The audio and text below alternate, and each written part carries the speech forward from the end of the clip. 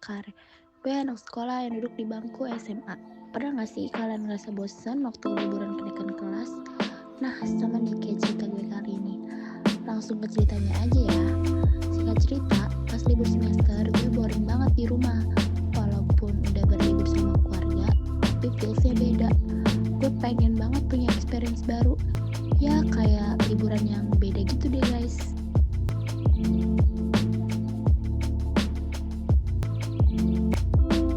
Gue dan temen gue rencana hiking di Gunung A. Walau baru pernah naik gunung kecil di kampung, gue pengen coba yang beneran gunung. Long story short, gue berangkat hiking dari rumah. Sebelum itu, gue tentu izin dulu dong. Secara gak mungkin juga keluarga gue ngelepasin anak bungsu tersayang ini. Awalnya, gue OTW ke base camp jam 7 malam dengan barang bawaan yang dulu aja banyak. Oh ya, tunggu, sebelumnya gue belum kenalin partner hiking gue siapa. Kenalin nih guys, Zulfa partner gue. Zulfa nih udah biasa hiking, so gue jadi percaya diri buat hiking bareng dia. Kita berangkat lewat jalur yang biasa Zulfa pakai, tapi lagi diperbaiki, jadi kita cari jalan lain pakai maps. Jalurnya asing buat Zulfa, kecil, gelap, sepi, cuma pohon besar di kanan kiri. Kita cuma ngandelin lampu motor. Setengah jam kemudian hujan deras turun. Gue maksa Zulfa lanjut karena jalannya masih sepi dan gelap. Kita terus jalan sampai nemu rumah warga buat istirahat, minum, dan pakai jas hujan. Karena suasananya makin creepy, gue ajak Zulfa buat nerobos hujan sampai ketemu minimarket buat mampir. Kita belanja sedikit, sharing earphones biar vibing dan ngurangin rasa takut. Hujan makin deras, tapi kita tetap lanjut biar gak kemalaman. Kita lanjut jalan, sekitar jam 9 malam hujan makin deras. Pohon-pohon besar dan rumah warga udah gak terlihat lagi. Pas lewat satu pohon, gue kecium bau melati yang nyengat banget. Bulu kuduk gue langsung naik. Tapi gue gak bilang ke Zulfa biar dia tetap fokus. Gue coba pura-pura lupa, tapi hujan deras bikin suasananya makin kerasa creepy. Singkat cerita, kita makin dekat ke area base camp. Tapi hujan gak berhenti dan sepatu gue basah total. Di sebuah pertigaan, gue bingung harus ambil arah yang mana. Jadi kita cek map dulu, pas lagi berhenti, gue lagi minum bau itu. Bau melati yang nyengat banget. Singkat cerita, kita makin dekat ke area base camp. Tapi hujan gak berhenti dan sepatu gue basah total. Di sebuah pertigaan, gue bingung harus ambil arah yang mana. Jadi kita cek map dulu, pas lagi berhenti, gue lagi minum bau itu. Bau melati yang nyengat banget. Setengah jam kemudian hujan deras turun. Gue maksa Zulfa lanjut karena jalannya masih sepi dan gelap. Kita terus jalan sampai nemu rumah warga buat istirahat, minum, dan pakai jas hujan. Karena suasananya makin creepy, gue ajak Zulfa buat nerobos hujan sampai ketemu minimarket buat mampir. Kita belanja sedikit, sharing earphones biar vibing dan ngurangin rasa takut. Hujan makin deras, tapi kita tetap lanjut biar gak kemalaman. Kita lanjut jalan, sekitar jam 9 malam hujan makin deras. Pohon-pohon besar dan rumah warga udah gak terlihat lagi. Pas lewat satu pohon, gue kecium bau melati yang nyengat banget. Bulu kuduk gue langsung naik. Tapi gue gak bilang ke Zulfa biar dia tetap fokus. Gue coba pura-pura lupa, tapi hujan deras bikin suasananya makin kerasa creepy. Pagi pun tiba, kita bergegas untuk prepare hiking, tapi sebelum itu kita sarapan dulu. Setelah sarapan, kita start hiking di jam 8 pagi. Sejauh ini masih aman dan seru banget, apalagi cuacanya masih adem dan embun pagi meromantisasikan kedatangan kita. Banyak yang berdatangan juga karena itu hari libur. Kita jalan santai dengan ngobrol-ngobrol dan bercanda tipis. Sesekali istirahat sambil buka roti kesukaan kita. Pisang di pagi hari pun berhembus, satu kata aja yang bisa gue rasain, merinding. Hush, omongan lo jaga Zul. Lo gimana sih? Kita baru mulai loh. Mendengar itu pun gue diemin dan gue tetap jalan. Udah sampai di pos 1, istirahat bentar buat minum, lalu lanjut jalan. Gue ngerasa aneh, hutannya terlalu sepi. Gak ada suara burung, serangga, angin. Kayak alam dimatiin pakai remote. Gue jalan di belakang sambil nyenggol bahu. Kar, gue gak suka nih sepinya. Dia ketawa. Tenang, weekend ini kok. Ntar ketemu pendaki lain. Kok lo yang panak, gue kan yang pemula. Padahal dia sendiri takut. Setiap langkah, gue rasanya kayak dipantulin balik, kayak ada yang ikut. Kita lewat pohon besar yang kulitnya kayak dicakar. Sekar langsung berhenti. So, itu bekas kuku. Pohon lapa kali. Tapi rapi gitu polanya. Gue cuekin bukan yakin, tapi gue gak mau mikir macam-macam. Tiba-tiba kedengaran suara dari belakang. Pas gue noleh, kosong. Sekar merapat. Zul, itu suara langkah kan? Gue cuma jawab, udah lanjut. Akhirnya kita istirahat di sebuah batu besar. Pas gue buka botol minum, gue malu kayak abis dilihat hantu. Kar, jejak kaki itu dari mana? Dan gue ngeliat ke tanah, gue ngerasa darah. Gue turun ke kaki. Ada jejak kaki basah, panjang, jarinya banyak, dan memanjang. Itu makhluk jelas berdiri di sini sebelumnya. Akhirnya gue ikutan Pano. Zulfa, itu jejak manusia nggak sih? Gak tahu, tapi gue yakin itu bukan ukuran normal. Kita nggak ngomong apa-apa lagi, cuma saling tatap dan langsung bangun. Baru jalan sekitar 15 menit dari batu itu, tiba-tiba gue dengar suara perempuan dari arah belakang. Zul, tunggu. Dan spontan oleh, gak ada siapa-siapa. Langsung megang bahu gue dan bilang, gue pikir lo yang manggil gue. Suara cewek. Iya. Kita jelas tahu aturan yang gak tertulis waktu hiking. Kalau ada yang manggil, apalagi nyebut nama, jangan jawab, jangan lihat. Tapi siang gue udah keburu nengok. Pas kita sampai di pos 2, ada satu cowok yang keluar dari suatu tenda. Umurnya sekitar akhir 20 tahun, pakai jaket warna gelap. Tapi ada hal yang bikin gue gak nyaman di sini. Gelapnya creepy, mukanya pucet banget, tangannya pun kotor. Dia sedikit tersenyum dan berkata, dari bawah. Gue pun jawab, iya. Kalian berdua doang, kata dia sambil natap kita berdua. Iya bang, saut kita. Cowok itu senyum makin lebar. Oh, cocok. Cocok, kata isi hati gue keheranan sama apa yang diomongin. What the hell is that supposed to mean? Bang, tadi ada pendaki lain ya lewat di sini. Gue nanya dengan kepo dan dia jawab dengan anggukan pelan. Tadi ada cewek lewat sendirian, manggil nama kalian. Zulfa langsung narik lengan gue. Kita lanjut sekarang, Kar, katanya. Sambil masang muka panik kayak kelilit pinjol. Itu cowok tiba-tiba ngomong sambil ngeliatin gue lama. Kayak retapan serius banget. Kalian hati-hati, kalau dengar suara dari belakang, jangan noleh lagi. Gue seketika nge-freeze. Dia tahu apa yang ikutin kita. Lantas, hawanya makin dingin banget. Tapi, ada satu hal yang bikin gue dan Zulfa sama-sama stop ngelangkah. Yap, gak lain gak bukan bau wangi bunga. Bukan wangi manis alami, wanginya kayak sintetis parfum. Kalau di dunia hiking, bau kayak gini udah sering terjadi. Tanda ada sesuatu yang jalan dan gak kelihatan. Zulfa bisikin gue, Kar, lo cium sesuatu gak? Dan gue jawab, kecium banget. Satu tikungan jalur, tiba-tiba ada sosok perempuan berdiri ngebelakangin kita. Pas sampai pos 3, gue sama Zulfa duduk ngos-ngosan. Kita gak boleh turun, ujar gue. Turun makin bahaya, kita harus naik. Nanti turun bareng rombongan. Sekar langsung setuju. Baru mau minum, tiba-tiba ada teriakan panjang dari bawah. Nadanya naik turun, gak wajar. Kayak suara yang dipaksa keluar dari tenggorokan. Gue nutup telinga. Itu bukan manusia, Kar. Gila, gue pusing dengar suaranya. Sekarang merinding. Zul, itu makin dekat. Lalu kedengeran langkah menyeret di tanah. Kita langsung berdiri. Jam masih siang, tapi langit mendadak gelap tertutup kabut. Kar, gue memegang tangan Sekar. Kalau gue hilang, lo lanjut aja. Sekar langsung geleng. Enggak, kita naik bareng, turun bareng. Gue ketawa kecil. Lo optimis di waktu yang salah banget. Naiknya makin kacau. Pohon-pohon kayak muncul tiba-tiba. Jalur kayak geser sendiri, seolah kita mutar padahal harusnya lurus. Sampai akhirnya kita lihat tali rapiah hijau mengelilingi satu pohon. Di atasnya ada kepala boneka.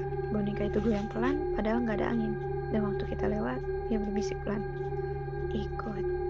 Detik itu juga kita lari. Sekencang-kencangnya nggak mikir apa-apa lagi. Dan seketika kabur buyar gitu aja. Langit mendadak terang dan kita tiba-tiba udah jalur normal. Dekat puncak asli, banyak pendaki, rame, aman. Gue sama Sekar saling pandang, mukanya sama pucatnya kayak gue. Suasananya bener-bener kontras. Loh, kok rame? Gue masih ngos-ngosan. Kita di mana? Sekar bener-bener bengong. Ada satu pendaki cowok nyamperin kita. Dek, kalian dari bawah mana? Kok muncul dari jalur tebing? Sekar spontan jawab, dari jalur puncak sebelah sana, dekat batu gede. Cowok itu langsung ngeliat arah Sekar tunjuk. Ekspresinya berubah. Si itu, gak ada jalur, itu turunan ke lembah. Gue langsung shock. Buset, Sekar coba nenangin diri. Mungkin kita muter lewat jalur alternatif. Cowok itu ketawa. Dek, jalur di gunung ini cuma 2. Gue dan Sekar saling pandang. Jelas ada yang aneh. Kita lanjut naik sedikit dan ternyata itu puncak asli, ramai pendaki. Ada ibu pendaki ngelamar ke kita. Dia mendekat sambil senyum lega. kirain kalian sama pemandu, katanya. Pemandu? Iya, perempuan tinggi di belakang kalian. Ibu kira guide lokal. Gue dan Sekar langsung merinding. Perempuan tinggi? Ibu itu mengangguk santai. Orang sini bilang itu penjaga jalur, suka bantu pendaki nyasar. Kita saling pandang kaget. Berarti dia nolong kita? Iya, nggak semua yang tak terlihat itu jahat, jawab ibu. Habis itu kita foto-foto dan menikmati puncak. Sementara kejadian tadi berubah jadi cerita gokil buat diceritain nanti. Pas mau turun, Sekar bilang, kalau tadi benar ada jaga jalur, berarti dia nolongin kita ya? Gue jawab senyum kecil. Iya, nggak semua yang gaib itu harus ditakuti. Kita terus sambil bercanda, kadang keinget paniknya. Tapi sekarang mantap. Di pantai kita sempat nengok ke jalur. Kabut tipis masih nutup hutan. Dan Sekar lihat sosok perempuan tinggi itu lagi. Wajahnya sama tapi damai. Dia cuma diri, gak ngikutin. Kayak ngasih pesan, kalian udah aman. Sekarang pelan kayak Kami istirahat di batu besar, makan bekal dan bercanda buat ngilangin rasa capek. Tapi malah ketiduran di jalur selama 2 jam. Dalam tidur itu, gue mimpi didatengin seorang nenek-nenek yang bilang, kalian memang selamat, tapi masih banyak rintangan. Pergi sekarang, pergi. gue langsung kebangun dengan napas gak karuan. Di samping gue, Zulfa juga ketiduran, tapi dengan posisi wajah yang keringetan dan mata terbelalak melotot. Gue panik liat Zulfa tetap melotot dengan gak respon. Gue guncang dia sambil teriak, Zul, bangun! Tapi dia tetap kaku. Air mata gue jatuh sendiri. Dan dalam hati gue cuma bisa bilang, ya Allah, aku cuma pengen pulang. Kita pun lanjutin perjalanan, tapi Zulfa bingung. Zulfa bingung kenapa gue diem aja. Diajak ngomong gak jawab, diajak bercanda gak respon, cuma jalan tanpa irian dia. Tapi di sisi pandang gue cuma berdoa dalam hati supaya kita cepat sampai. Tapi ternyata kita udah 4 jam turun dan belum sampai juga. Gue akhirnya cerita soal mimpi gue ke Zulfa tentang nenek-nenek yang nyuruh kita cepat pergi. Karena kita belum aman, gue bilang juga kalau tadi dia tidur dengan mata melotot, bikin gue makin takut. Sampai di pos ojek, gue tiba-tiba kunang-kunang dan kaki gue gak kuat lagi. Gue langsung jatuh pingsan, bikin semua orang panik, terutama Zulfa. Gue ngerasa digotong ke bangku kayu dan direbahin dengan kepala di paha. Suara orang gue dengeran jauh, napas gue sesak dan pandangan memutar. Zulfa sampai nangis, sampai megangin gue.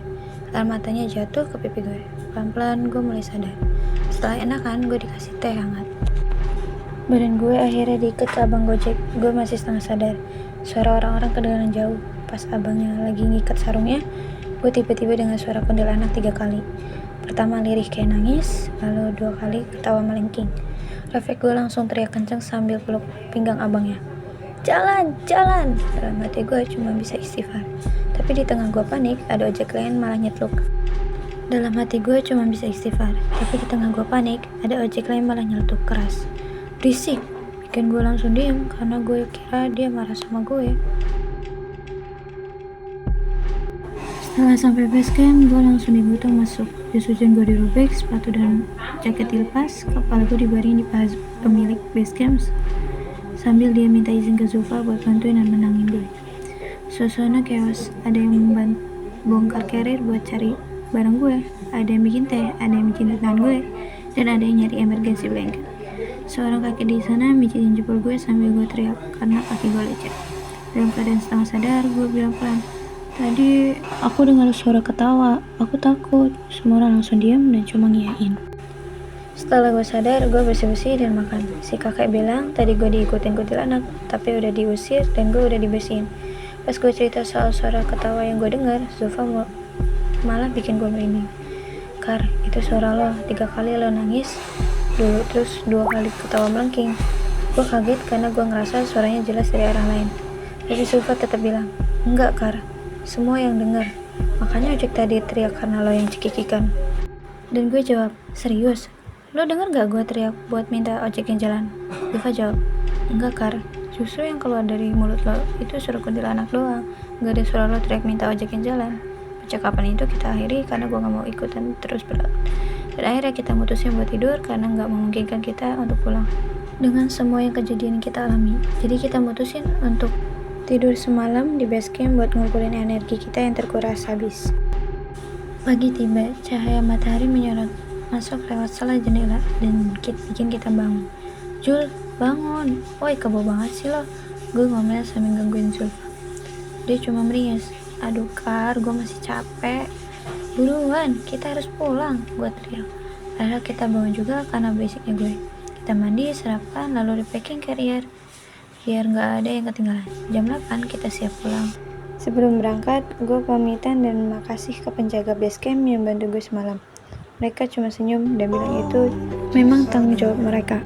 Setelah kita mulai tancap gas, gue nengok ke arah belakang dan dalam hati berucap, selamat tinggal, terima kasih untuk new experience-nya.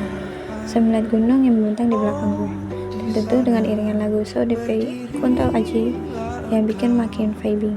Zul, seru ya, walaupun banyak gangguan dari tangan, ini gunung pertama gue. Terlepas dari semua kejadian sama kita, suasana dan pemandangannya gak bisa bohong. Maaf ya Zul, kalau pendakian lu kali ini nguras tenaga banget, dan maaf gue ngerepotin lo, ucap gue. Aman aja Kar, lo gak perlu minta maaf, semua yang kejadian itu musibah. Lagi pula terlepas dari itu semua, pendakian kita kali ini seru kok, saut Zulfa.